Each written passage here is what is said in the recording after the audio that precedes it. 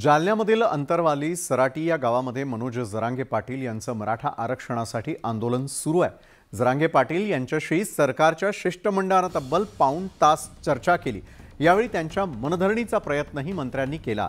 जरांगे यांनी उपोषण मागे घ्यावं यासाठी सरकारचे प्रयत्न सुरू आहेत, मात्र मनोज जरांगे आपल्या मागणीवरती ठाम आहेत। आणखी 4 दिवस घ्या, मात्र GR द्या अशी मागणी मनोज जरांगे यांनी केलेली आहे। चर्चेनंतरही जरांगे आंदोलनावरती ठाम असल्याने मंत्री गिरीश महाजन यांनी मुख्यमंत्र्यांशी फोनवरून चर्चा केल्याची माहिती समोर आली आहे। ही चर्चा झाल्यानंतर पुन्हा एकदा गिरीश महाजन आणि शिष्टमंडळ जरांगे पाटलांना भेटलं।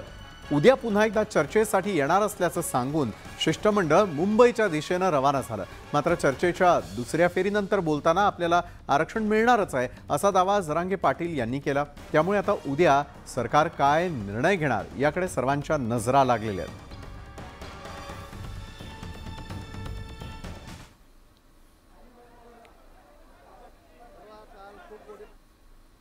माझ्या सोबत आता मनोज जरांगे पाटील आहेत। दादा, आजचा दिवस वाटलं होतं की सरकार आज काही सकारात्मक येईल, 100% सकारात्मक नाही, मात्र काही वेळ सकारात्मक झालं, काही प्रमाणात सकारात्मक झाली चर्चा। हो, कारण महाजन साहेबांनी जे शब्द बोलले ते खूप जिम्मेदारीचे होते। त्यामुळे आम्हाला वेळ वाढून द्यायला लागला आणि ते ज्या शब्दावर बोलत होते ते शब्द असे होते की आम्हाला मराठ्यांना आरक्षण द्यायचं, 20 दिवसाचा वेळ द्या, आपण 1 घंटाही द्यायला तयार होतो। पण त्याची एकूण प्रक्रिया लक्षात आली, आपण प्रक्रिया लक्षात आली की ठीक आहे, बैठकीचा म्हणजे पहिल्या बैठकीचा जे पहिला दौरा झाला त्याचा अहवाल 4 वाजता समितीने दिला, म्हणजे सरकारला आधार लागत होता, आधार आता मिळाला आहे।